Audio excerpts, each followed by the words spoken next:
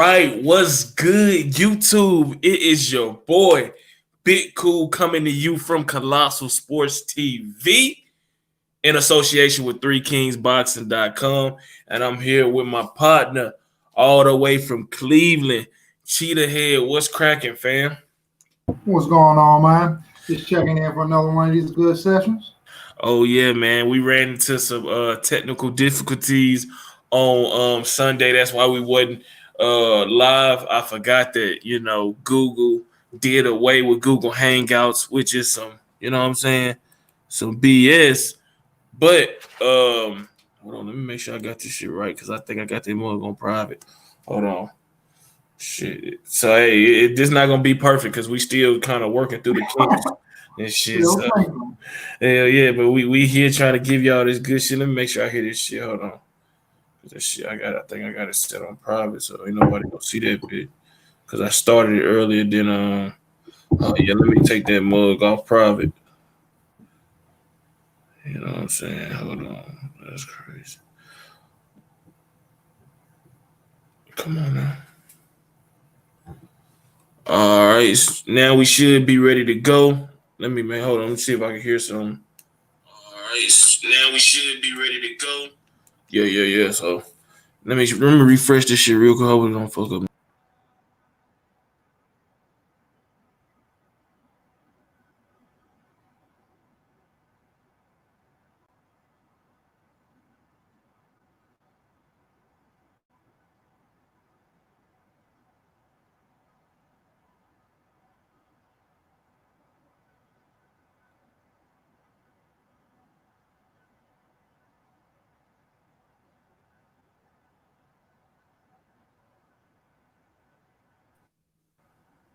Can you hear me now, you did? Yep. All right, man. Now, hopefully these is the last of the technical difficulties. But as y'all come in, go ahead and smash that like button for myself and Cheetah Head, man, because we about to bring y'all that fire, because we got a lot to talk about, man. There's been a lot going on in the sport of boxing.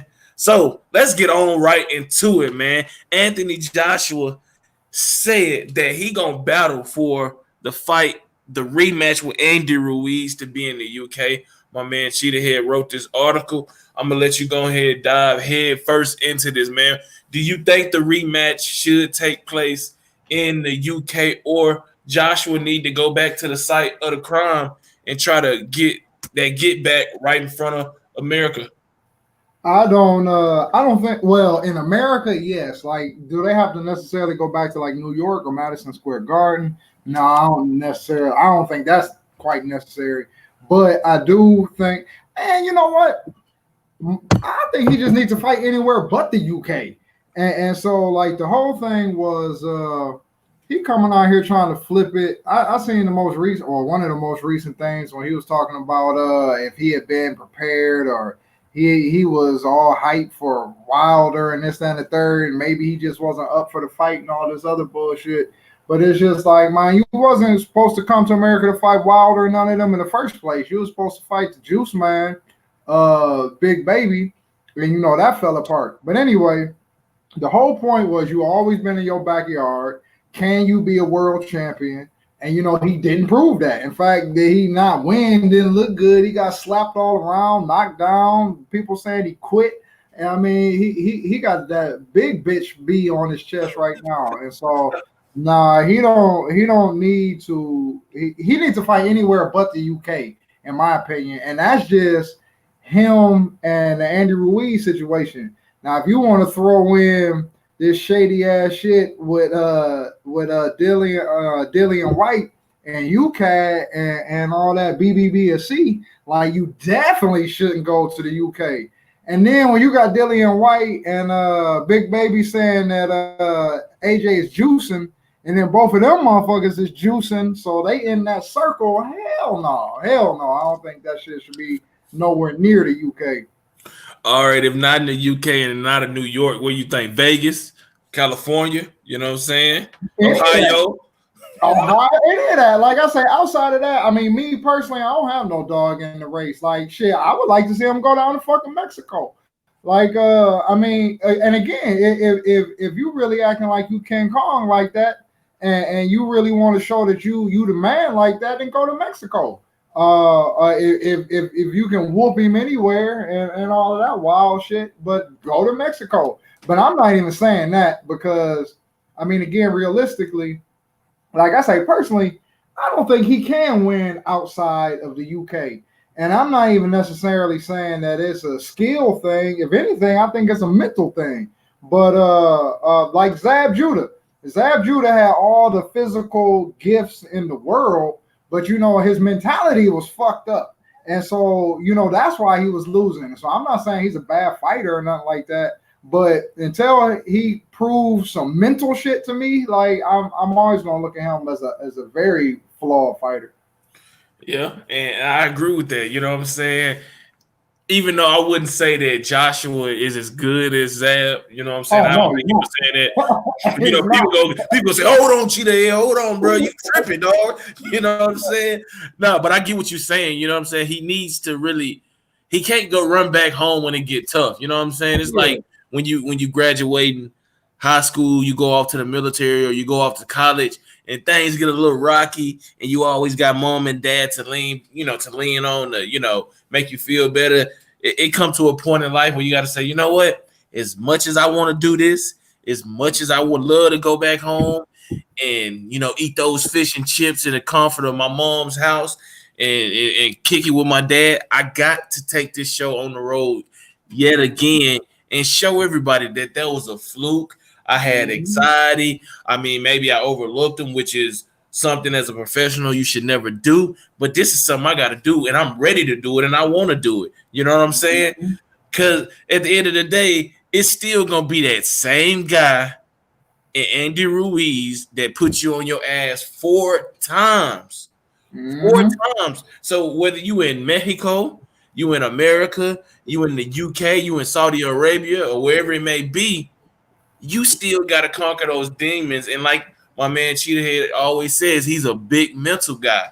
And if that mental psyche is not clear, I mean, it's just going to be a tough situation to overcome. Even if you're the better fighter, you got the more physical attributes, you got the height and reach advantage. I mean, this is 90% mental, 10% physical. You know what I'm saying? And if that mind ain't sharp, you best believe that the body gonna wilt. And that's what we seen in the first fight, man. Ultimately, what do you think the fight gonna be? I think it's gonna take place in the UK. See, and again, this is, and I'm just honestly confused as to what's going on, because I mean, at this point, you can't really believe shit Eddie Hearn say, but he keeps saying that they have full control, they got full control, but then just by itself, then what is taking the fuck so long? And then two, like AJ just said in the one interview, he was like, I'm going to battle for it to be in the UK. And so just that verbiage, the amount of time that has elapsed combined with that verbiage that I'm going to battle, it don't sound like they're just in control. And so I don't know, man, because it seems like that I would stay out of the UK, man. And so I can't see it being in the UK right now. And this whole UCAS scandal, is I think that's got to be like a big bargaining chip for Andy Ruiz and the PBC for saying they don't want to go there, because they're like, for one, when Dillian White popped dirty, that was your fighter. Like Dillian White or Jarrell Miller, when he popped dirty, that's your fighter. When Dillian White popped dirty, that's your fighter. When y'all went to this secret meeting, you knew about it and you didn't say shit. It's like we have plenty of recent shit to give us reasons not to want to go there. And if PBC and them got any kind of leverage, I can't see them going. I just can't see them going to the UK. Unless, like, again, they're gonna have to break out that big old bag and toss them that sack. But I don't know, man. I really think it's gonna end up being somewhere in America. I feel you. And then to add to your point about, that you perfectly said, Eddie Hearn has had 2 fighters in less than a year. Hell, probably less than 6 months. Yeah. Shit, less than 4 months, probably. You know what I'm saying? Shit. You know what I'm saying? It's like test positive for a banned substance, whether it's a minute trace or the fucking highest limit. You know what I'm saying? A failed test is a failed test. And it's your second failed test. This ain't the first time you failed a test. Exactly. It shit. The first time neither one failed, am I not mistaken? I think Dillian White failed something a long time ago and shit. Jarrell Miller failed something prior to this, but then he failed 3 back to back. Back to back. A dynasty of cheating. You know what I'm saying? And then with the deaths of Dadashev and the Argentina fighter, that's making people look, this is already a tough sport. But if you motherfuckers putting HGH, anabolic steroids, clenbuterol, all of these things that can give you an advantage in your body on top of all your physical attributes and skills that you've been blessed with, hell no, I'm not coming over there unless that bag is humongous.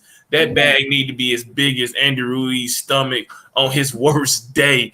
You know what I'm saying? At his highest weight. That's how big that bag need to be because, man, with these deaths and with these cheating scandals, man, I hate to say it, but it's eventually, it's going to take somebody of significance, like we were saying a couple shows ago, to really open the eyes of the people that, the regulations, not just the fighters, but the regulations, how they, implement these drug testing protocols, because it's going to take somebody either being severely injured or, God forbid, somebody, suffering a fatality of a recognizable name just because you can't get, the drug testing system down pat, or you looking the other way. You know what I'm saying? I think all regulations and athletic commissions from here in America to the UK to Africa to everyone need to be on the same page or close to it. You know what I'm saying?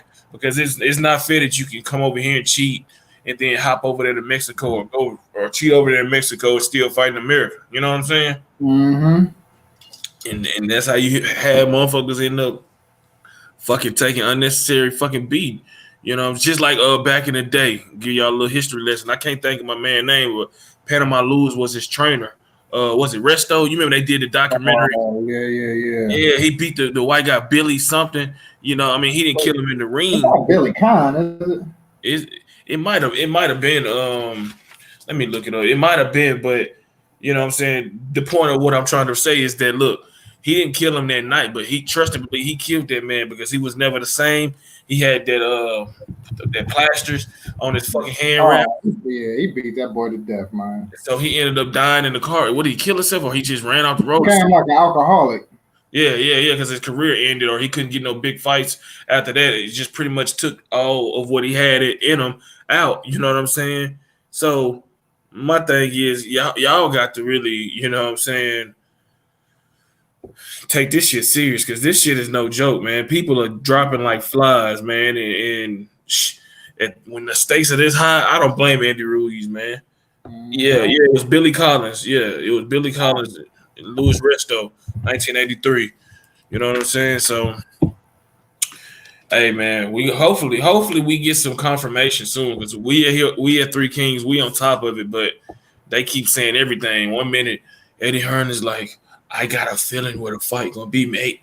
And then next year, like my man Cheetah had said, Joshua, I hope it's in the UK. I'm sure gonna fight, for it to be in the UK. And you got Andy Ruiz like, hey Holmes, I wanted in Mexico. We got all the tacos and all the mamacitas and the lowriders, everything. Holmes, bring your ass over to Mexico. And you know what? Andy Ruiz, and I bet money that Andy Ruiz probably wanted, he probably like me. Like, I'll fight you anywhere but the UK. Like, we can fight in Tokyo. Like, I don't care where we fight as long as it ain't in your backyard. And as long as your ass is undivided, that's it. You know what I'm saying? Like, at the end of the day, man, the money right, I'm fighting you. You know what I'm saying? I will fight a motherfucker in the UK, but shit, man, where they say, where there's smoke, there's fire. You know what I'm saying? I can't be going over there. Because, the money is good, but I'm trying to be a champion for as long as I can. You know what I'm saying? Because money, you need it to secure your family's future and your well-being long after your fighting days. But you trying to be called a Hall of Famer, all-time great. So it go hand in hand, man. But we shall see. It's the waiting game. That's the sorry part about boxing. Because go ahead. No, I was just saying it is, man. This waiting game while they do all of this. behind the curtain shit, man, it gets old, man. But I mean, like that's just life, man. It is, man. All right, the next topic. Don't duck me, son. I'm Uh, the doctor. I got the medicine, the remedy for Mr. Manny Pacquiao. I'm man. going to knock him out in under 6 or whatever the fuck he said. I can't even do a good keep one-time Thurman impersonation. But this fool was interviewed by TMZ Sports, and he was talking about he want an immediate rematch, and that he said it wasn't really a win for Pacquiao. It was more so a draw. That motherfucker obviously still concussed or got a headache or something to say that he did do a good job in the second half of the fight, but it wasn't good enough taking it to that knockdown. What's your thoughts on this? This dude crazy, man. Overall, I'm not mad at him saying that he won. I'm not mad at him saying he won an immediate rematch, and I respect that. I expect him to say that shit that he thinks it was a draw. I question if even he really believed that. But you didn't lose no draw, motherfucker. You didn't get no draw, motherfucker. You fucking lost. Just like just like Marcus Brown and Jean Pascal, because technically I wanted to be like, that was a draw. But then when you think they scored that last round, the 8th round, Pascal was winning that round. So if you score that, it ain't no draw. He won. And so it's kind of the same thing. Like you made it, like you say, you made a good run in the second half. But nah, brother, like you shouldn't have been your ass out there gambling. Like Broner said, you should have had your ass resting and taking that shit serious. And then at the same time, if I'm not mad at him saying that there should be a rematch. I think he should try to get that shit back. And I didn't even think about it until I saw that. See, he's silly if he didn't have an immediate rematch clause in the contract. If he was just that big headed, but real talk, if I was Manny, well, here's the thing. As a fan, if Manny, I would prefer that Manny does not rematch him, provided he takes on a real fight. Now, if he takes the rest of this year off and then he fights Spence or he fight, I don't care because no, Danny ain't got no belt. It's Spence. Well, if he fought Spence or the winner of Porter Spence or something like that, if he fought a real somebody, then I would not want him to fight Thurman. Just because Manny only got so many more good fights in the tank. And so I'd rather see him take on as many young lions as he could rather than burning up, however many fights he got on just one dude that I felt that he already beat. Yeah, and I agree. Like, I would love to see a rematch, just not now. I don't want to see an immediate one. I think that Jamal James is a guy who fought Antonio DeMarco. He from Minnesota. You know what I'm saying? He tall as hell. He like fucking like 6 feet almost. You know what I'm saying? He a solid fighter. Only has one loss to your Dennis Ugas a few years ago, but ever since then it's been on a long fight win streak. I think that Jesse Vargas, even though we didn't seen that fight before, you know what I'm saying, that's a possibility. Just these are fights that can be competitive, but not something you like, damn. You know what I'm saying? It ain't like, I don't know, Pac. You might want to, fight a motherfucker like Andre Berto or you know what I'm saying, somebody like that. But I want to see him fight, Sean Porter, Errol Spence winner. I can live with Mikey Garcia or Danny Garcia. You know what I'm saying? Jamal James. And shit, if he want to fight Terrence Crawford, which I know he don't, I mean, I'm good with those fights because even though he's 40 years old and he's a great all-time great fighter, one of the greatest to ever, you know what I'm saying, lace up a pair of gloves, he's still a champion. And this goes for whether you're 40 or you 18-year-old champion. Once you become a champion, the expectation is for you to fight the top champion, the top challengers, or unify with the other champions if those fights are possibilities. So either, shit or get off the toilet. You know what I'm saying? But I think that, he has about good 2, 3, maybe 4 fights left in him. Depends on how he strategized his exit. You know what I'm saying? And I wouldn't mind a Berto type fight, just throwing his name out there. He fucking tore his biceps, so he ain't going to be in the picture. But I'm just throwing a name like that out there if you got some bigger fights on the horizon. You know what I'm saying? So I don't think he's gonna do it either, but Terrence Crawford gonna be waiting at the beginning of the year. That's a guarantee. And so that's again, like, and even if Pacquiao got his ass whipped, like, you can't be mad at this dude. Like, he's already like, man, this is overtime. Like, he done did his shift. He did more than his shift, and he's still on the clock. So anytime he clock out, you can't be mad at it.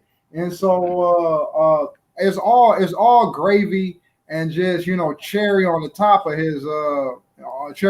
his legacy. And so to me, it really is no lose, because if he get in there with any of them young killers, and even if he get his ass, wazaza zipped, as Martin would say, okay, he was a 41-year-old man by that point. 41-year-old man, you can't be mad at it. But if he pulled a Keith Thurman and then he whooped that ass, then it's like, God damn, like, how good is this dude? And so, like, to me, he's in a no-lose situation, legacy and reputation wise. And like I say, that's why I'd rather see if you are going to fight some chumps, just leave. Just leave on this note. Just vacate, leave, ride off into the sunset.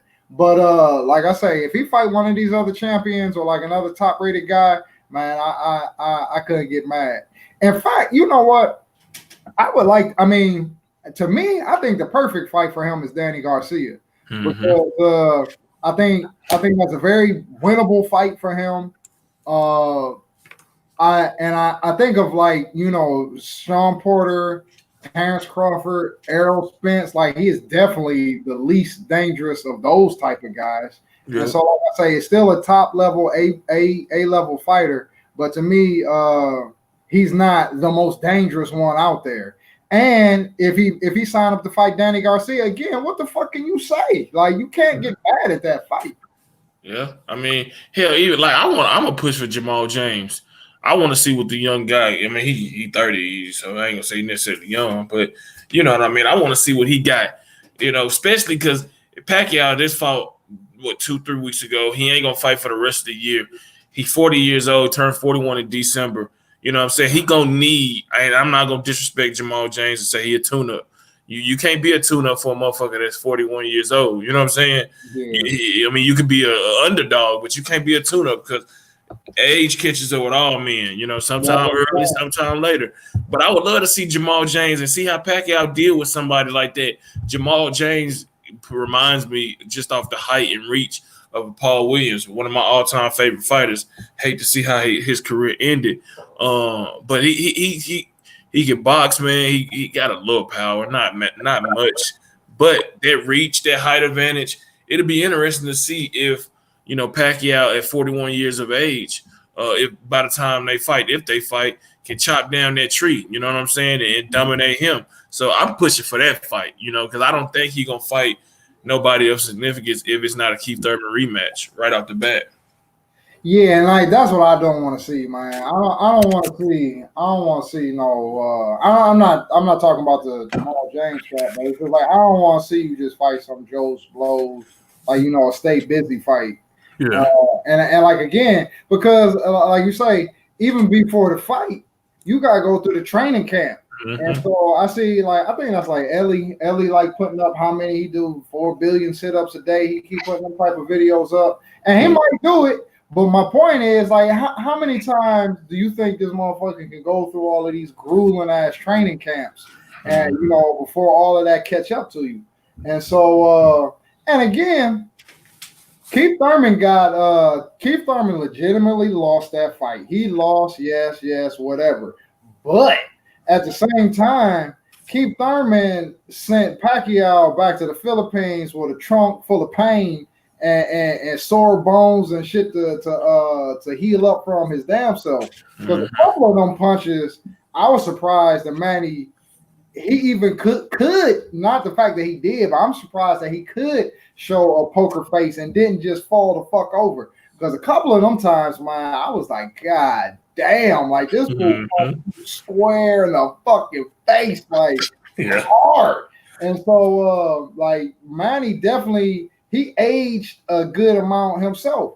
And so again, we don't know how much of a big chunk that Keith Thurman took out of him. And so we might see some wear and tear in his very next fight. And that's just my thing. Like, as far as I'm concerned, every one of Manny's next fight, I'm looking at like his last fight. Mm-hmm. So, I just don't want to waste none of his last fights.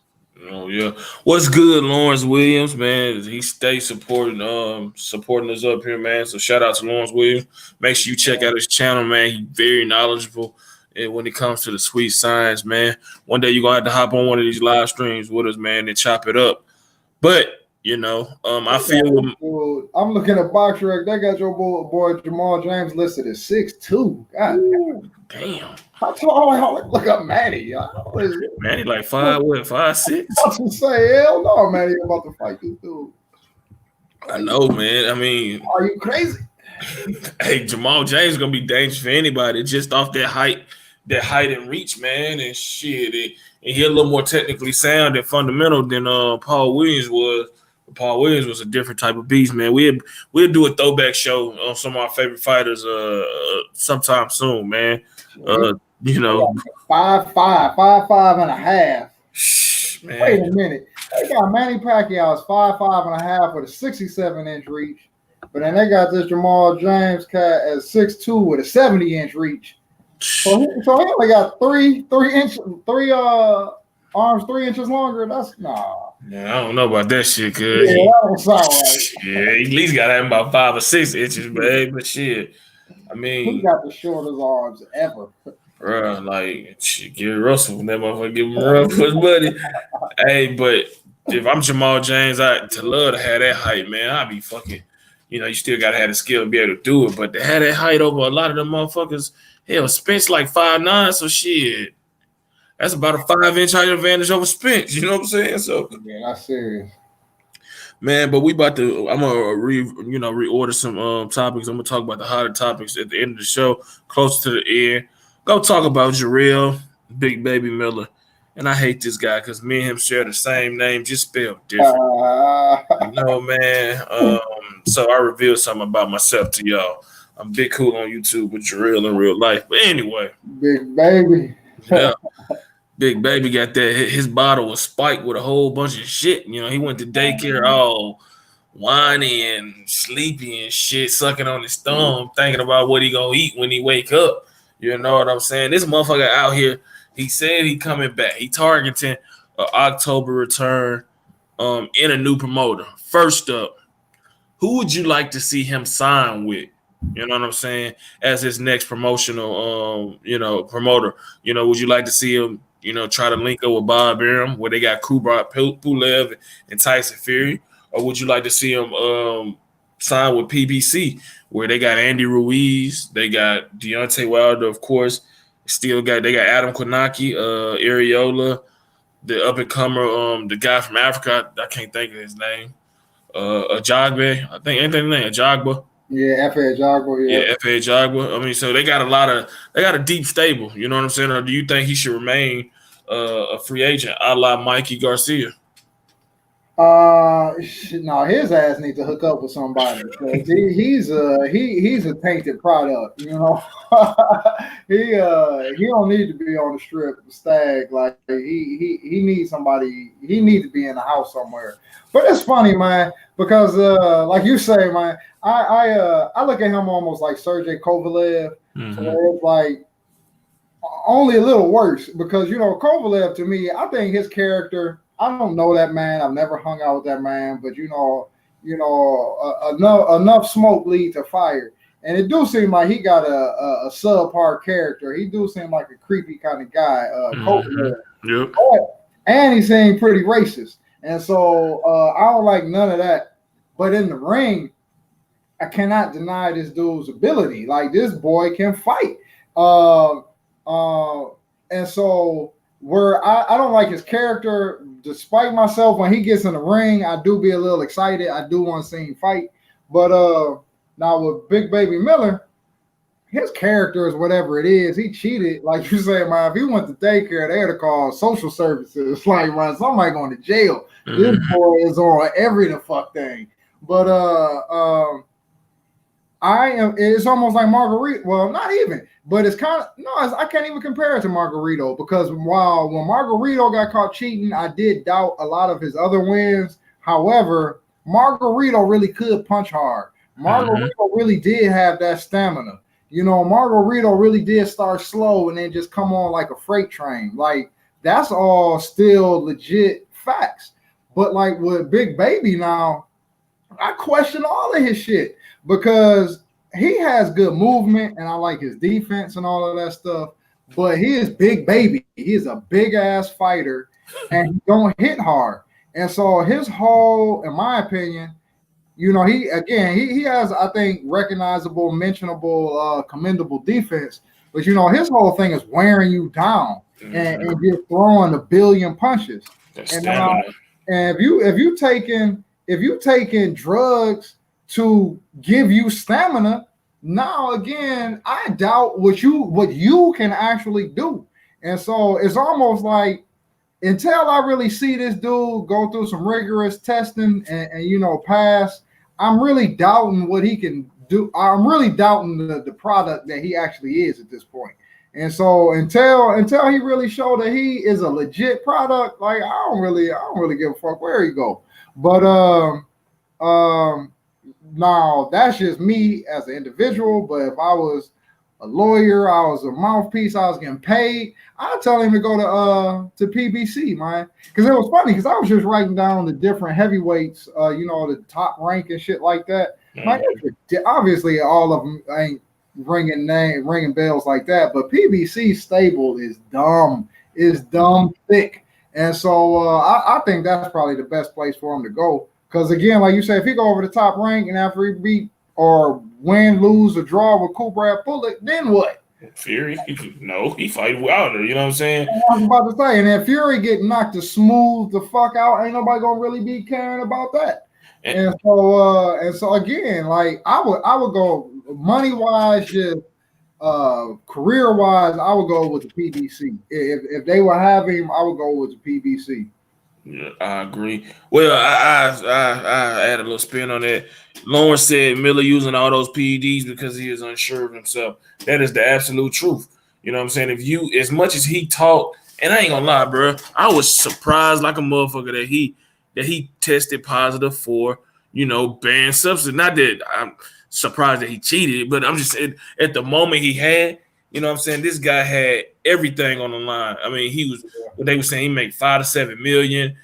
It ain't no doubt in my mind. After watching what Andy Ruiz did to Joshua, I think Miller would have did it quicker.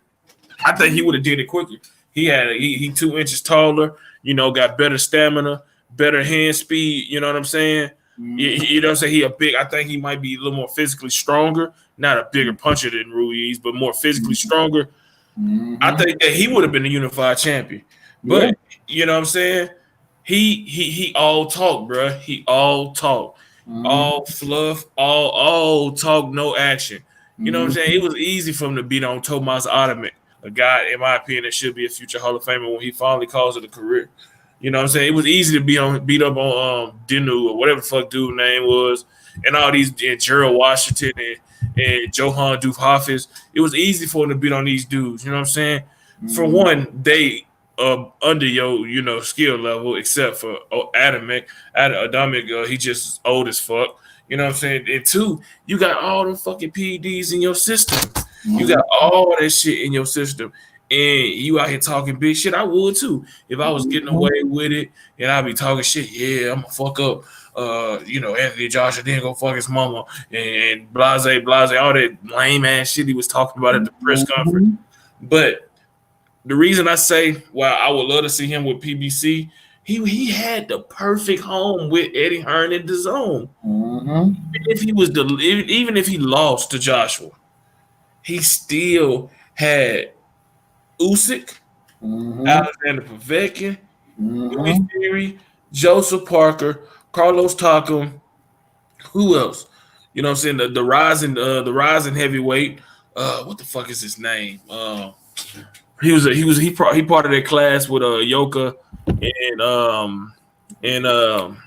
fucking Joseph and Joe Joyce. You know what I'm saying? I can't think of that motherfucking name, but that was him right there. You know what I'm saying? And not only that, you got some guys, Murat Gassiev, them guys coming up from cruiserweight. So it would have been an abundance of fights for him to make. You know what I'm saying? And he fucking ruined it. And I said this in the video I did yesterday. Like he should have fucking damn, what the fuck was I about to say? Shit, hold on. Get my train of thought back. Shit.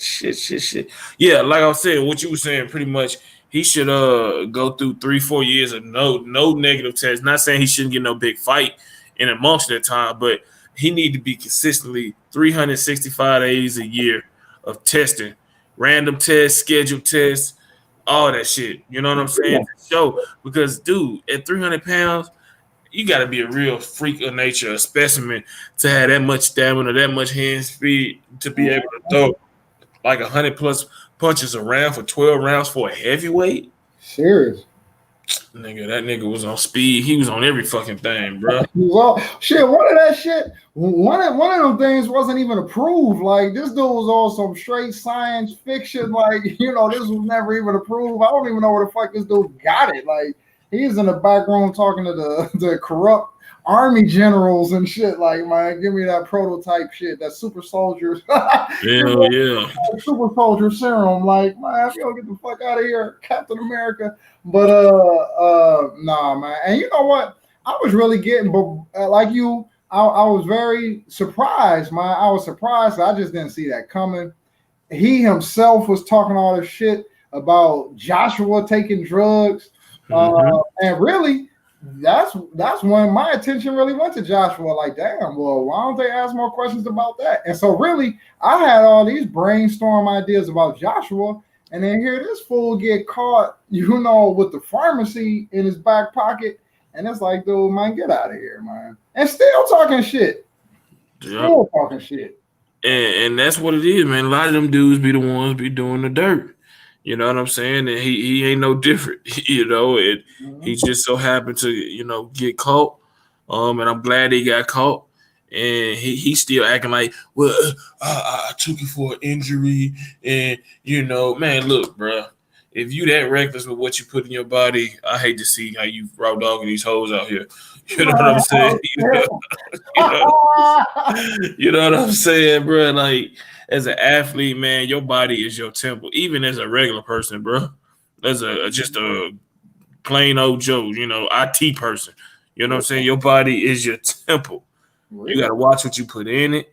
You got to watch who you associate with. You know what I'm saying? That's why they got all these precautions. They got all these reminders. Put a condom on. You can get AIDS. You get gonorrhea. You get this. You know what I'm saying? Watch what you take in your body. This is on the banned list of your sport. You know what I'm saying? So, it's like, look, all the fucking precautions, all the warnings, the reminders are out there. He just neglected it. I don't know why he thought that his big ass could, get by VADA testing, but it clearly he wasn't thinking. But who would you like to see him fight when he returns in October? Oh shit. Well, it's funny because any of those the zone people that he probably can't fight would be a good fight. You know what? I wouldn't mind saying, I don't know if they would do this, but I wouldn't mind saying like a Joe Joyce type fight or I don't know. You know what? I wouldn't mind. They probably wouldn't do this neither. But I think they're cool though. But I wouldn't mind seeing him fighting Adam cat. Yeah, they cool. That ain't gonna happen. Yeah, they were in the same camp because they said there was shade on him. Yeah. Or even, I don't know. Yeah, they wouldn't make no Pulev fight. I don't know Pulev because who he fought recently. That's name recognizable. I wouldn't mind a Pulev fight. But again, his name is so tainted right now. I don't know who he could fight. Yeah, plus Pulev gonna fight for that. He the mandatory, you know what I'm saying? So he not gonna do that shit, you know what I'm saying? Unless it gotta be worth it, for him. But I'd like to see him fight. I know this is a guy that's with the zone, but I think that Eddie Hearn is a forgiving guy. I'd like to see him fight David Price. David Price just got a solid win over David Allen, who really he more tough man than quality fighter, but still David Price looked good in that fight. He is a former Olympic silver medalist. He had big expectations coming out of the amateurs and coming out of the Olympics to be the next heavyweight champion. So I like to see him face David Price next, and if Povetkin wouldn't have fought Hughie Fury, I would like to see Povetkin versus Miller. You know what I'm saying? I think Povetkin still has enough gas in the tank to give anybody a decent fight. Depends on who it is. I don't think he'll hang with Wilder or hang with Fury or nothing like that. But I think that he could give Jarrell Miller some a good fight. And plus, it ain't like he been out for a year, so I don't think he necessarily need to have a soft touch. A guy like fucking Tyson Fury fight for the second time in a row. Unknown, untested guy. So, I mean, David Price would be my choice, or Carlos Takam, who, he's supposed to fight Usyk. But if that somehow falls out, one of those two guys would be a good fight for him to come back in. Mm-hmm. So, we'll see, man, how everything shakes out with Jarrell Miller. Hey, y'all that's in the chat, man, make sure y'all hit that like button, drop a comment, let me know who y'all are. All right, man. The World Boxing Super Series Tournament Bantamweight Final has been officially announced with the date and a location. November 7th in Tokyo, Japan. Naoya Inoue versus Nonito Donaire. This is a fight, man, that I can't wait for it, even though we all know what the consensus is. We all know what the likely outcome is. But shit, who the fuck thought that Nonito Donaire was going to be in this position from the get-go? I didn't think it. You know what I'm saying? Go ahead and touch on it, man. No, you know what? That's a fight I want to see, man. But it's funny because when you was reading his name, I want to say Nonito Dead Man Walking Donaire. But I think it's gonna be good while it lasts, man. But this the monster, man. The monster is the fucking truth, man. And it was funny because a couple weeks back I was on YouTube and I was just doing some looking on him. And so I'm just watching fight after fight, man. He is knocking people's brains out, man. And that boy got just overall skill, man. And so he got that power. He got overall skill. He has awesome array of punches, angles, and stuff like that. He younger, he fresher. Like I don't see Donaire getting out that ring with his brain still in his head. But with that being said, like you said, because back when I used to write for the other website, I actually wrote an article where it basically said, like, is Nonito Donaire done? Like, why is this dude still fighting? And I wasn't necessarily dogging him, but I was just like, man, he seemed pretty much into the road. Now, this was like a couple years ago. And so, like you say, for him even to be in this position, he's already, proven me wrong or proved why he is still here. But, man, he ain't getting from up underneath the bed, man. Not when he get down there with the monster, man. That's where he gonna stay. Man, look, like Lawrence said, he hyped about this fight. He can't wait. I agree. He also said Inoue is a great body puncher. I agree. Look, man, I get these feelings, and look, sometimes they right, sometimes they wrong. I get these feelings in the pit of my stomach. You ever get them whether you watching a movie or just any day situations and shit that there's some shit might about to happen that you don't expect. It can be good, it can be bad, or it can just be surprising where, it can still be a loss, but you're like, that motherfucker gay, this motherfucker problem. I'm telling you, man, Nonito Donaire has a shot. Oh, he got a shot. You know why he got a shot? Because he can punch. And power is the last thing to go on an older fighter. If he can, and this is a big ass if, you know what I'm saying? He cannot let Inoue get to that body. And the thing about it, like, he's a fucking monster. That's his name. He's a fucking beast, bro. Like, he hit you up top, it hurt. He hit you in the shoulder, it hurt. He hit you in the stomach, you go shit yourself and drop down. So you damned if you do, damned if you don't. But the experience should help Donaire, navigate through some of the rough waters. So through some of the tides that's gonna be coming his way as he trying to get on that surfboard and get that wave. You know what I'm saying? And I said in the video yesterday, this is the most important training camp of his life. Hell yeah. And not because he got a chance to win this tournament, because any fucking look, if you don't feel right about this, Nonito, you need to pull out because this is your fucking life on the line, bro. This dude is a beast. He is precise. He is accurate. He is very powerful. He is one hell of a fighter. You know what I'm saying? And I mean, look. You got to. This is where you got to warm the car up now. You know how when it turned cold, and you know about this too, Cheetah Head, because you up there in Ohio. You got to warm that damn car up down there out. You know what I'm saying? This is how it is with older fighters. You got to, you got to train. If a fight in November, you got to start training right now. You know what I'm saying? Light jogging, constant stretching, heating pads, hyperbaric chambers. You got to do it all because come fight night, all it take is one shot. And you going to know the reason. We're going to look at him like, yeah, we know. Yeah, nigga, you got hit, but your ass didn't warm up. You know what I'm saying? So, hey, I think that he got a chance to pull off the upset. But, of course, I'm rolling with Naoya Inoue. And we're going to break this fight down more.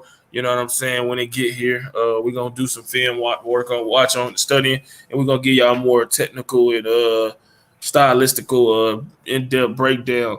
But let me ask you this question that Lawrence posed, man. He said, if Donaire beats Inoue, is he top 5 of the decade behind Floyd, Pack, and Ward? That's a great question. He definitely take a big Jack the Giant leap up the ladder. I know that much. Yeah.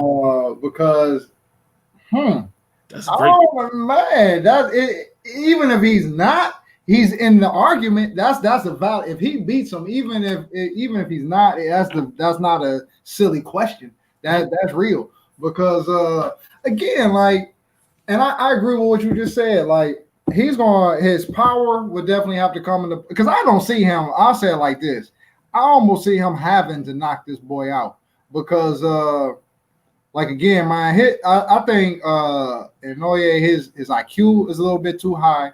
Like you say, I think his punching power is too much. And like it was a great point. He's savage to the body, and like I said, if he catch you on, and he's accurate. And so I don't see Donaire out.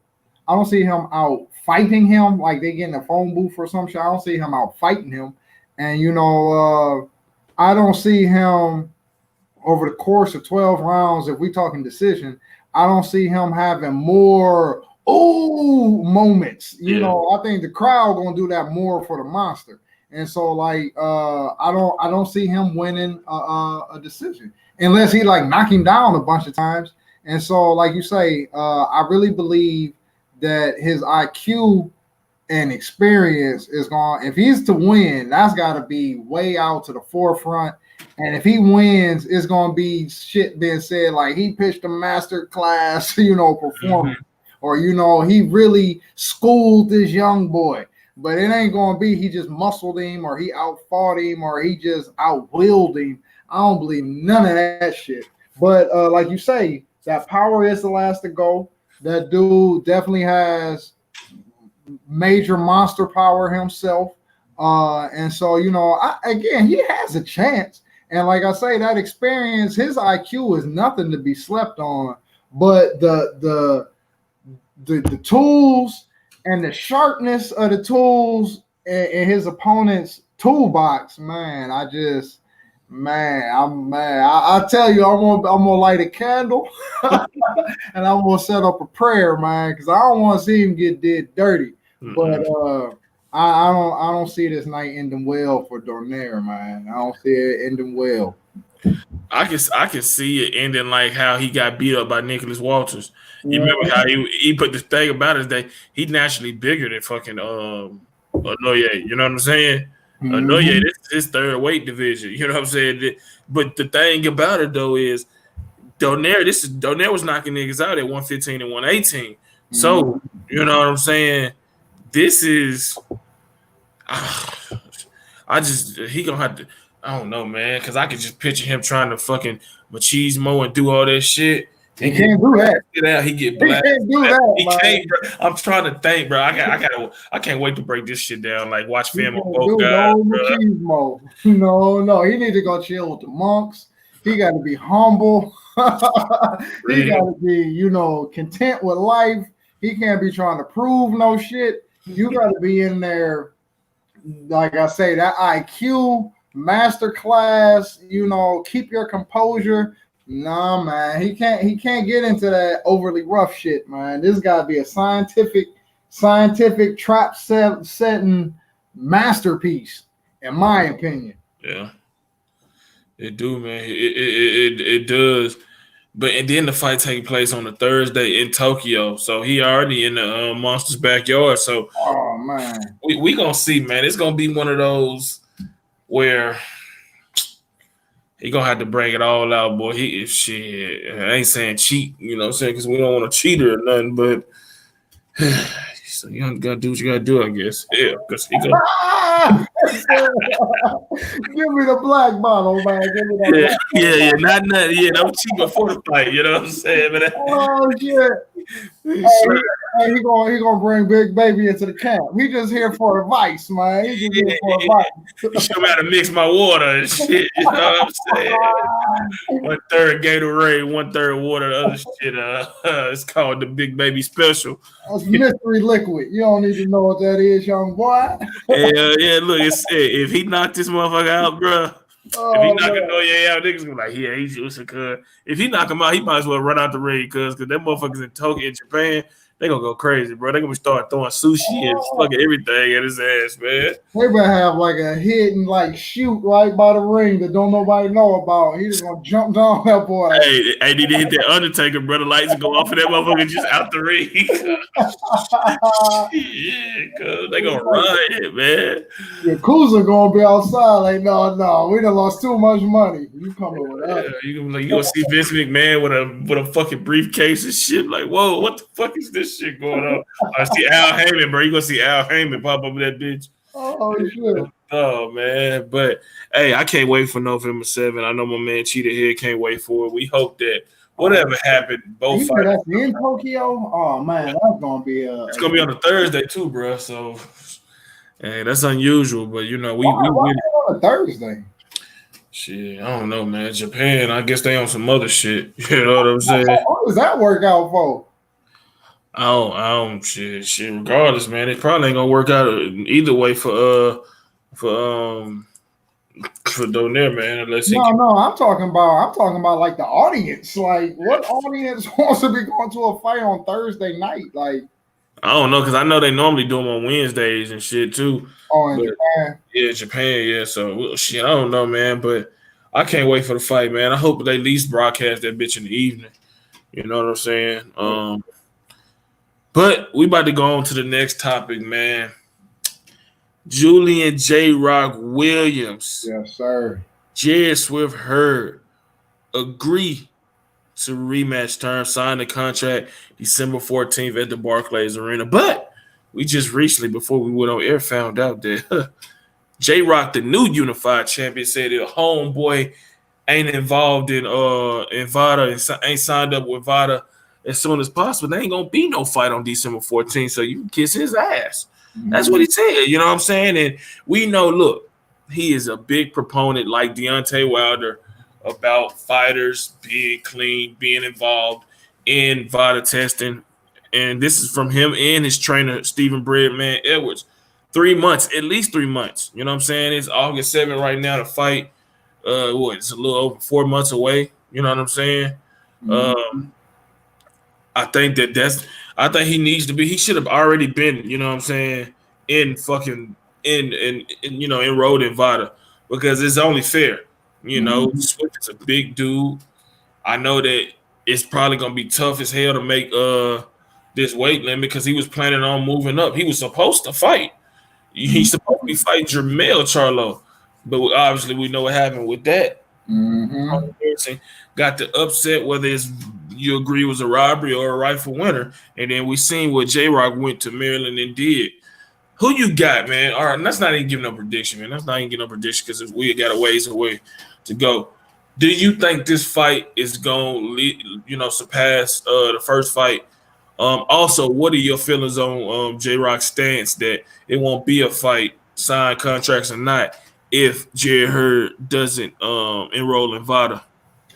I love his stance because you know what I really like J Rock, man. I hope that like it don't never come out no. I don't think it will, but I hope it don't never be no real super bad controversy about J Rock because just as a fighter and what he represents, I really like it because to me he's like almost a perfect blend of the old school and the new school in that even when he was coming up, he came up hard. He didn't take too many easy fights. He took harder fights faster than prospects and contenders usually take them. And so I like so that side of him is like kind of old school. I'm not going to have no fluff record. I just really want real skill, real fights, so I can take on real challenges. I really love everything about that. Oh, excuse me.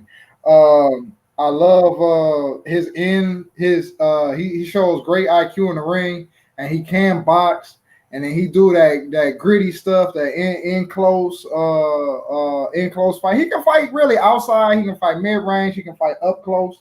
I respect that. Like that little, and he did it a bunch with Swift Hurd, but that little when you up close and then he shove you off with his shoulder and then come around with the hook, like that little shit like that, I love. And so to me, that's all like old school stuff. But then you got this VADA where he's like, I ain't on the bullshit. Y'all on these new age drugs, so we're gonna do these new age testing. And it ain't no picking and choosing. It ain't you gotta do it or you gotta do it. It's everybody. And he been screaming that since day one. And so you can't even act like it's a surprise. And so they had it for the first fight. And so I don't really see it being an issue for the second fight. I think Hurd is honorable enough, and he did it the first time. I think he'll do it the second time. And so I love the fact. Well, I don't love the fact that he has a loss, but I love the fact that J Rock has a loss and he came right back. And now he's unified champ, and he's in a shot calling position. And so in terms of this whole deified, he has an O and blah blah blah, but he ain't fought nobody. And so like as a fighter and what he brings to the sport, and the messages and the ideals that he brings to the sport, like I say, man, I really like J Rock for that, and I get behind a lot of that stuff. And so I like his stance on VADA, and especially like we say, man, more and more fighters keep getting popped. And I probably said this on one of the other shows. But I remember when Floyd was asking or demanding that Manny take the test. Initially, I'm like, man, you sound scared. All these extra shit and blah blah blah. Because I was living in this fantasy world. The boxers were these pure athletes, and doping wasn't the issue that it is. But now that all of these fighters keep getting caught, and fighters keep getting beat to death, it's like, man, you can't have both, man. The sport is brutal enough. And so anybody who's really out here pumping that message that we're going to test, I'm with it. And then what else did you ask? You said the stance on VADA, and will it surpass? Yeah, will it surpass the first fight? Will it surpass the first fight? I don't know, because that's a tall order. However, whether it surpasses it equals it, or is just below it, I definitely think this is going to be another memorable fight of the year type candidates, because I believe that's just how their styles are going to mesh. because I believe that J-Rock know that he can fight on the inside or the outside with him. And for lack of better words, not to stereotype him, not to limit him, I don't think that Hurd is going to do very much different in terms of his style. And so I think he's going to, for lack of better words, be forced to come forward again.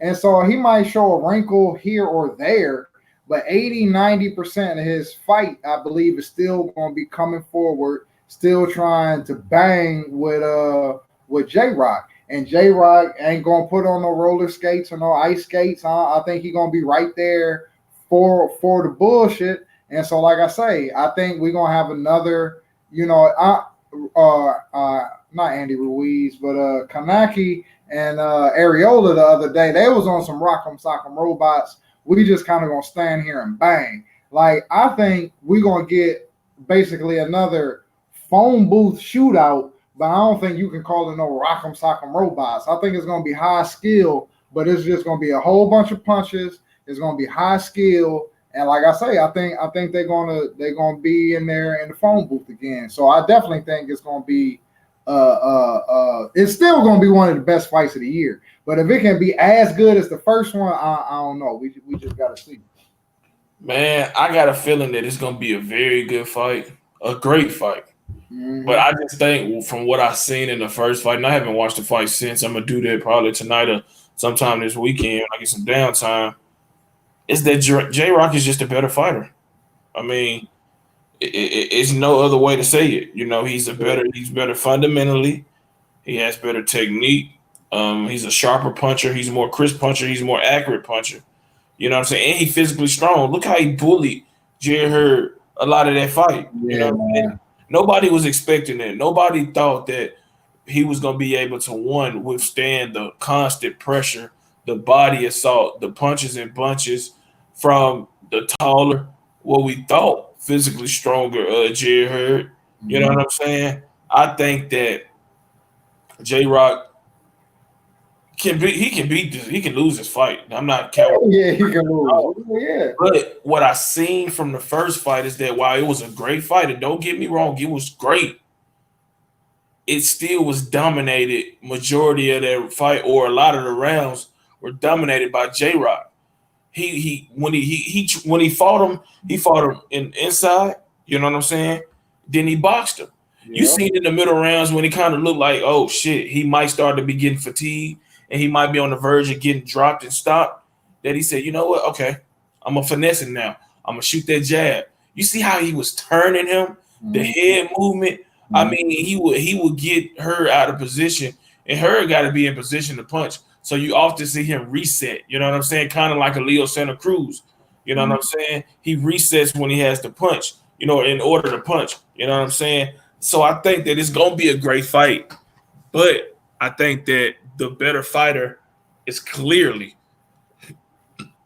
J-Rock. You know what I'm saying? And he got the trainer. He still got that familiarity with Steven Breadman, who's been with him since the beginning of his career.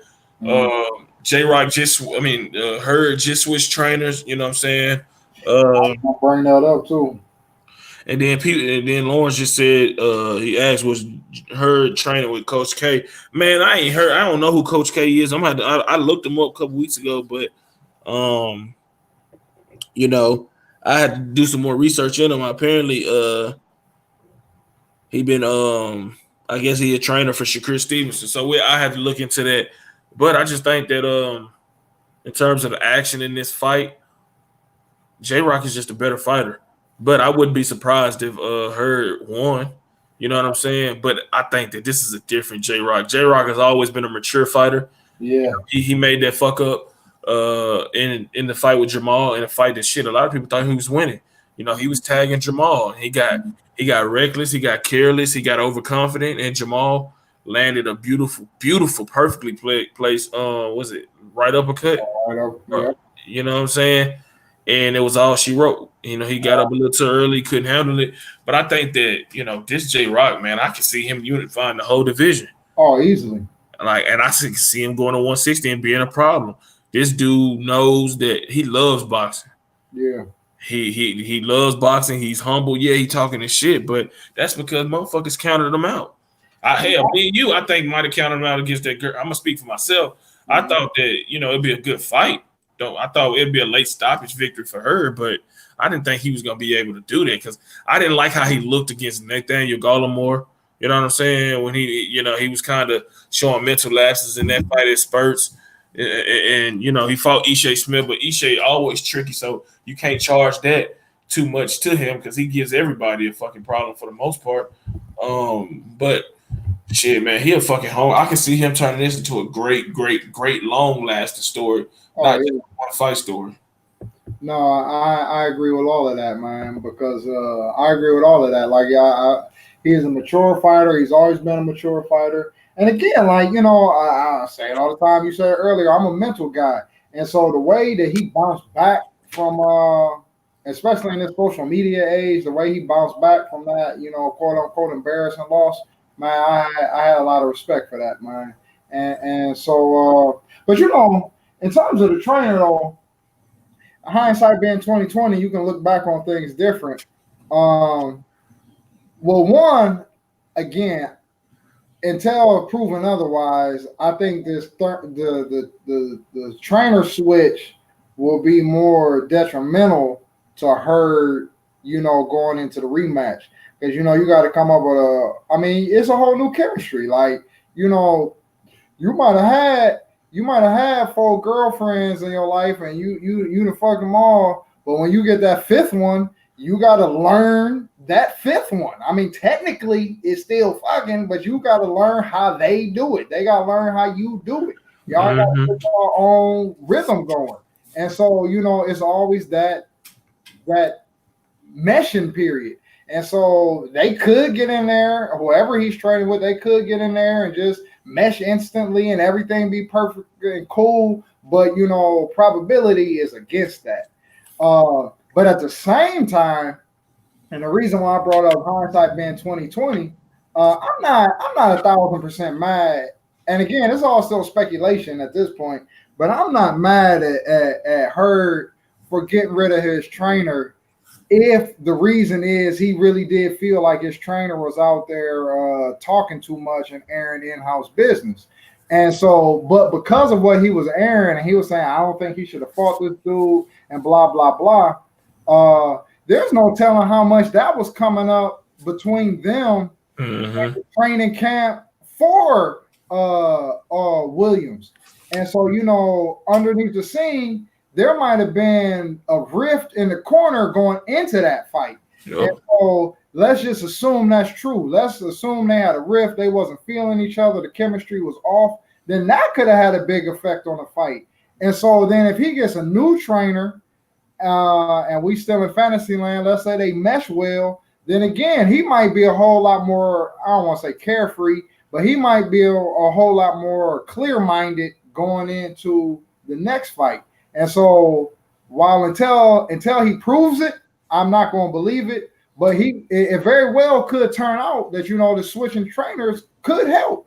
And he could look like a different. I don't think his style is going to be no night and day difference. But, again, I'm always going to say the mental guy. Like, if he goes in a whole lot more calm and confident and feeling that his corner is really in his corner, then, that can make all the difference in the world. Oh, yeah, definitely. Lawrence said Coach K. Komura, he trains Shakur and helps with Michaela Mayer, a rising female fighter. He also works the U.S. amateur team. So, I'm going to have to check him out. If he trains Shakur is definitely a prize prospect, and Michaela Mayer is definitely a prize fighter and, women's boxing. So, if that's the case, man, that means he's going to be teaching them a little more technique. Teach him how to use those physical use those physical advantages, the height, the reach, maybe, sit down on his punches more, throw that jab consistently, fight and don't smother his shot. So I'm definitely going to, hopefully as footage, once they start wrapping up training, you start releasing footage and shit, we can judge from there to see if anything different from how he's previously been trained by his old trainer. But yeah, I agree. If he did, make that move due to, his old trainer having a loose mouth, then, it's plausible. You know what I'm saying? Definitely understandable. But, hey, if for him to come out and say that he didn't think he should take that fight, it had to be something that he communicated with Hurd, and Hurd didn't hear it, and maybe Hurd had a sluggish training camp. You know what I'm saying? It was something that the pressure of fighting at home, or just let's give credit due. Maybe J-Rock is just that nigga. You know what I'm saying? So no, and I think he is. Even and like you say, I don't say any of that to take away from J-Rock, but hell yeah, I mean, it's like anything, man. It could be your father, your homie, your girlfriend. If you want to do something and they don't want you to do it, and they're very adamant, like, man, don't do that. And you be like, man, fuck that, I'm doing it. And then they might be the one to drive you to whatever it is, but you're going to feel that in the car. Like, you're going to feel it like they don't even want to go. You ain't going to be talking about it the same. Your energy going to be a little bit off because you're like, man, I know this motherfucker don't even want me going. Like, you can't tell me that wasn't no big issue in they camp. Yeah, and it could be either it ain't necessarily negative for the person that's trying to stop you. If a guy been with you or a girl been with you for a long time and they know your limits and know, you know what I'm saying, shit you shouldn't do. I mean, look, they looking out for your best interest. You know what I'm saying? Yeah. So maybe, it's just they grew apart or he felt like shit. I understand as a fighter, you don't want your y'all smash that like, but you don't want your your trainer to publicly state that. But shit, go back to the interview Stephen Breadman did with 2K on this channel. I'll try to find it and post a link in the description. In the description below. What's good, J-Rod?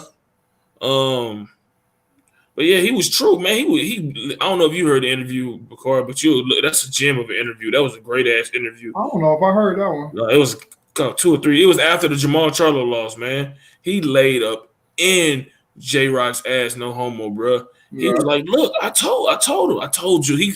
You know you mad when you call a nigga by his first name because he didn't say J-Rock. He said, look, I told Julian, man.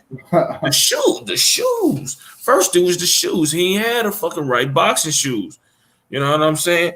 And it was a whole bunch of other shit. And he was like, shit, if Julian hit his interview and he feels some type of way, he can come talk to me like a man. He can fire me. I'm good. You know what I'm saying? I got real estate. I got other fighters. And that's on everything I love. He said this shit. And like I said, you gotta go check that mug out. It's on the channel. Yeah, that's a tough one for real. So I mean, if J-Rock can listen to that criticism, then I know it could be totally different situations. But look, bro, Jay Hurd, you know what I'm saying? You could have made that shit just an amicable split. You know what I'm saying? The truth hurt. Hell, don't nobody want to hear the truth, but it's necessary for you to get better and to know the error of your ways. And even with that truth, is a way to, end a working relationship. You can always end it in a respectful, way. So I hope that it was something deeper than that or just whatever, because it looks bad. You know what I'm saying? It looked like he can't take criticism. But see, now, the only thing I will say for it, now I will separate the two because, like, I do agree with you that somebody should be able to tell you how they feel, especially if it's based on fact and all of that stuff. But like the only reason I say I'm not 1,000% mad at Hurd if it went down the way that I'm thinking it went down, and because again, but once you do go out and you start airing dirty laundry and you violate my trust, then it is to a point like, hey, yo, man, what else are you gonna say to somebody? Yeah. And especially if you knew that it was something I was sensitive about. And so, it's back to, your best friend that knows some of your dark secrets or your lady that knows some of your dark secrets. It's like, yeah, man, we can fight amongst ourselves about this. But once we're in the line at McDonald's and you starting to talk about all of my downfall shit, it's like, no, man, nah, you fucking up in a different kind of way. And so it's not necessarily that you're criticizing me, but now you putting private shit out on the porch. Yeah. And so and again, trust is trust, man. Once you violate somebody's trust, like they say, man, that shit is hard to get back. So it's unfortunate that it seemed like they split so suddenly, and it did end on a sour note. But if Hurd legitimately was like he violated my trust, then again I can't be 1,000% mad at that. Oh yeah. But if it legit is he just said I can't win, fuck him. Like, and you lost. Like, come on, man. Man, I see 6 of y'all in here, 4 of y'all in here now. I need y'all to hit that like button for us, man. We dropping some knowledge. We having a good time. Hit that like button. I'm going to keep saying it. Hit that subscribe button. Share these videos on Facebook, man, because we be putting in that work. You know what I'm saying? We put it to work on YouTube and with 3kingsboxing.com. So y'all hit that like button. That shit is a lot of work, yo, man. Yeah, there's a lot of work we be putting in. So shit, we doing this because we love it. Man. But y'all appreciation would be shown by just hitting that like button, dropping a comment. I appreciate my man Lawrence for staying all the way through. Yeah, shout out to J Ross. He popping up. You know what I'm saying? All y'all hit that like button and shit, man, because it's gonna get better. Adrian Broner, bro. This nigga, Adrian Broner. He said. An article should be out later on tonight or sometime tomorrow.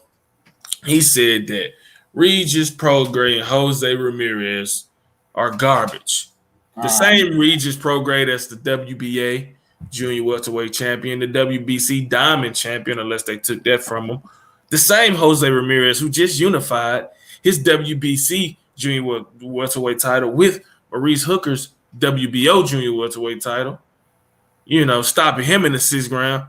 The same 2 guys that are undefeated, the same 2 guys that are on a likely collision course, throw Josh Taylor in there as well, who will be fighting Prograis next, but they garbage.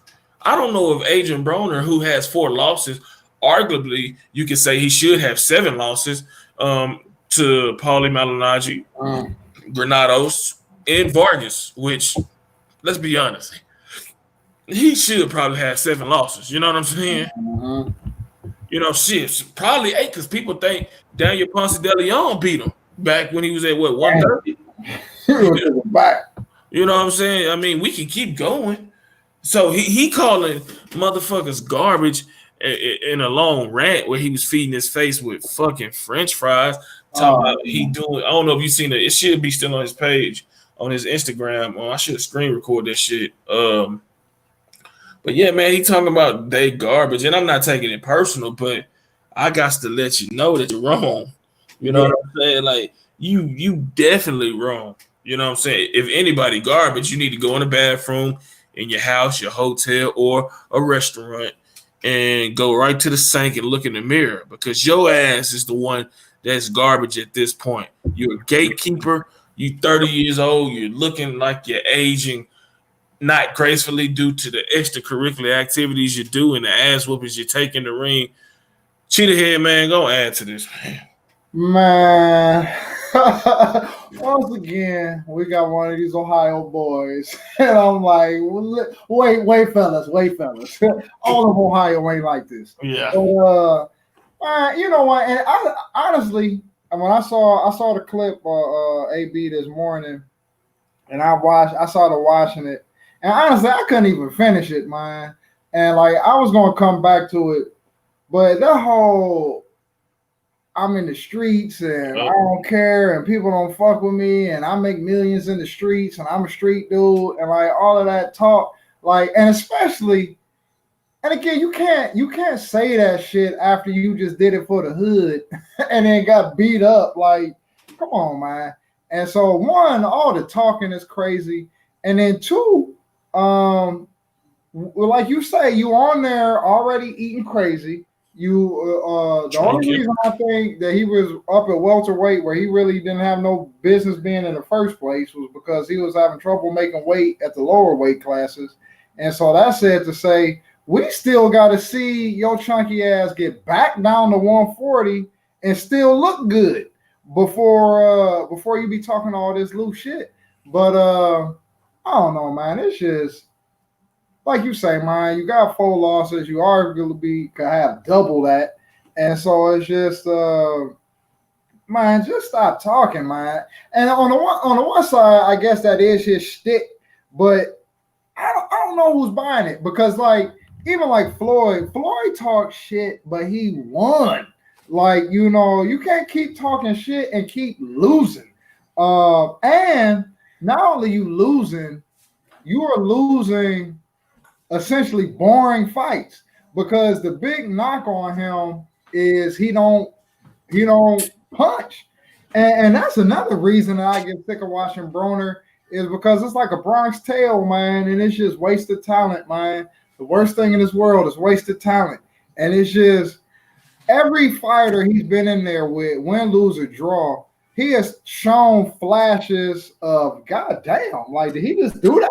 And it's like, well, keep doing that. And then he just going to that posing and I don't know, all of that shoulder rolling and just trying to like look good and hump people and talk to the people in the crowd. Like, motherfucker, just fight.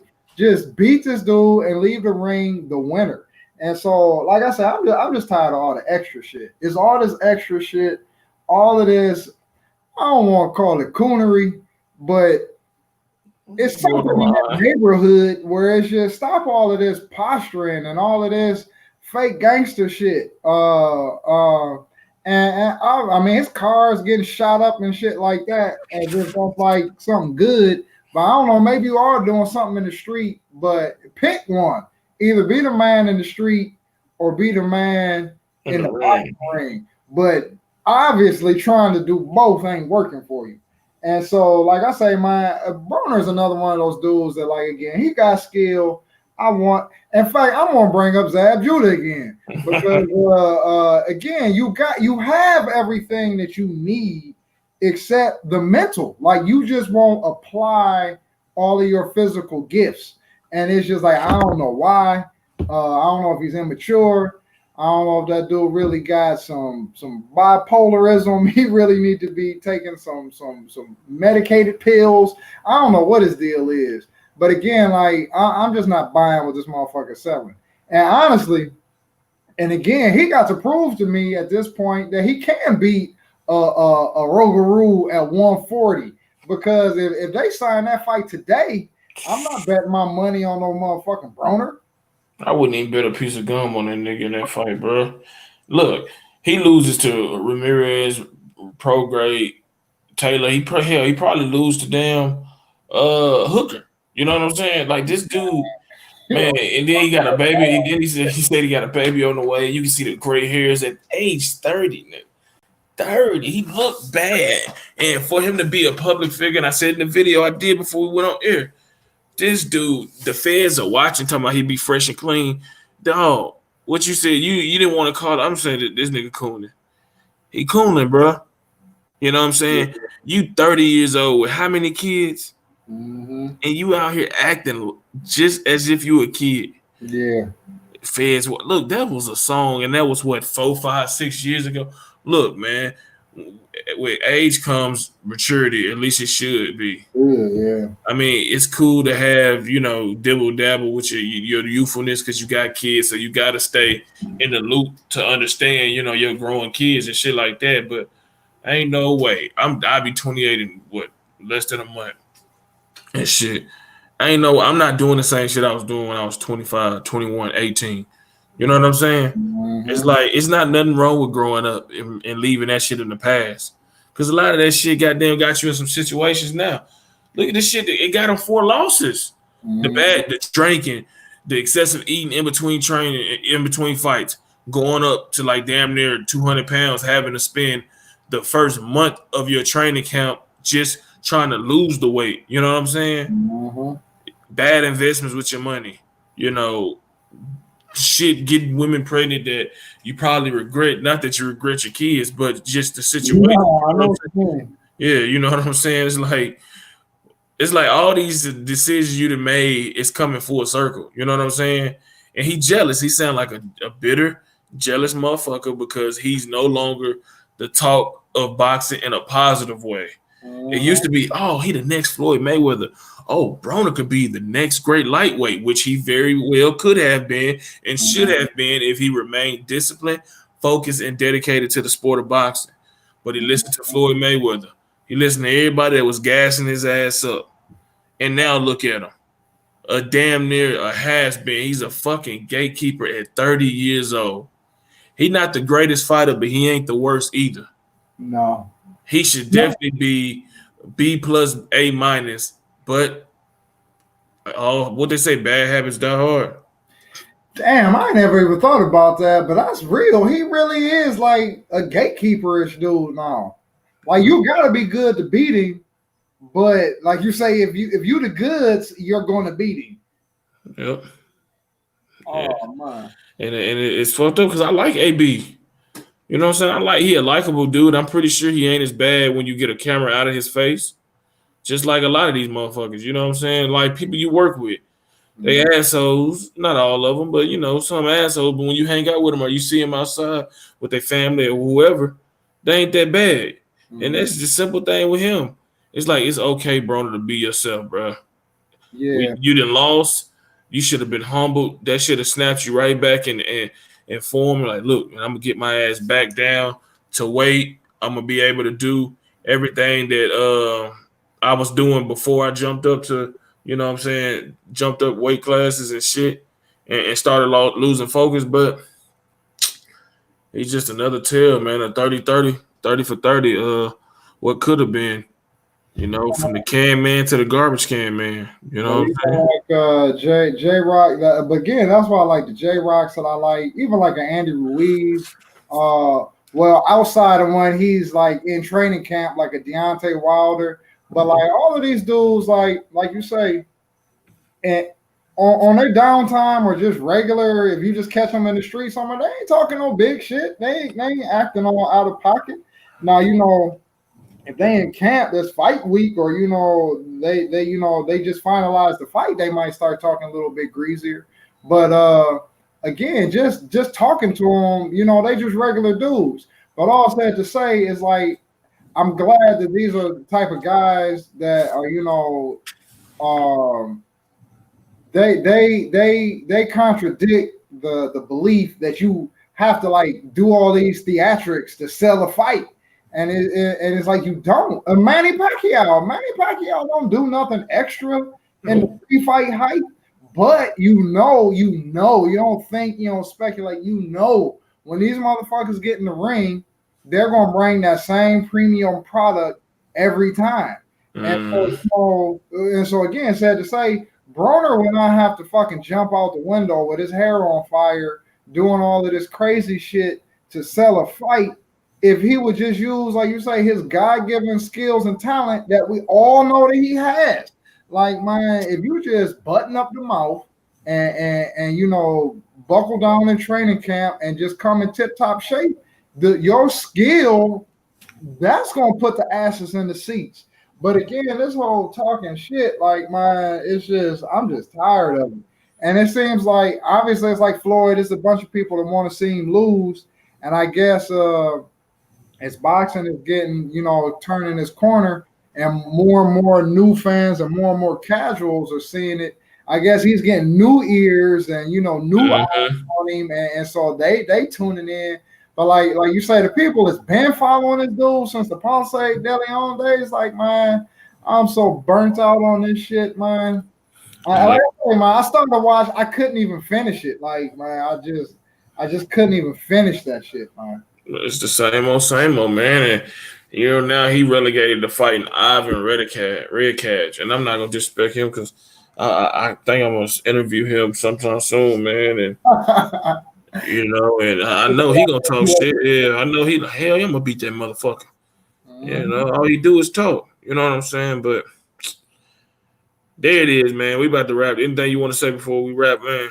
No, man. This was a good show, man.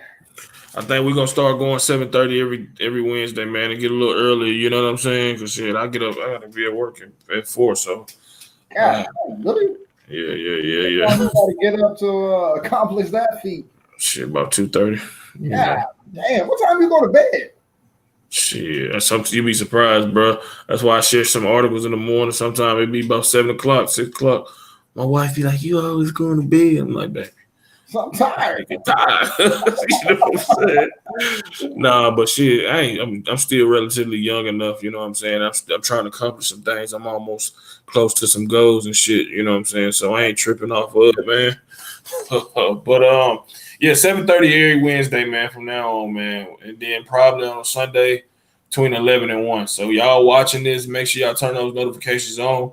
We will be going live 7:30 Central Time, 8:30 Eastern Time. That's what 5:30 Pacific Time. So two every Wednesday 7:30, every Sunday between 11 and 1, recapping some news, and we're gonna start to get some wrinkles in shit as we move forward. But hey, share this video on Facebook. Cheetah Head, let them know where they can reach you at, man, on your social media platforms. Of course, Three Kings Boxing.com, Bakari Simpson on Twitter, and Bakari Simpson 444 on Instagram. Big cool. Colossal _sports _TV on Instagram. Colossal Sports TV on Twitter. Colossal Sports TV, the Facebook page. It's probably Colossal Boxing Talk because I haven't changed it. But it's Colossal Boxing Talk, the Facebook page on Facebook. And shit, Colossal Boxing Talk 91 at gmail.com if you want to email a question, video topic, or whatever it may be, man. Also, writing for 3kingsboxing.com, the best up and coming boxing media outlet out there. Shout out to the homie 2K, Bo, Corey, Mike, Red. Anybody else I'm forgetting? Shit. I think so. Oh yeah, Christy, our Australian affiliate, and Rick Muhammad, as well. So yeah, man, we're a strong team, only getting stronger, only getting better. So yeah, man, just make sure you check out 3kingsboxing.com daily. Also check out the podcast every Monday and Thursday at 8:30 Eastern Time. On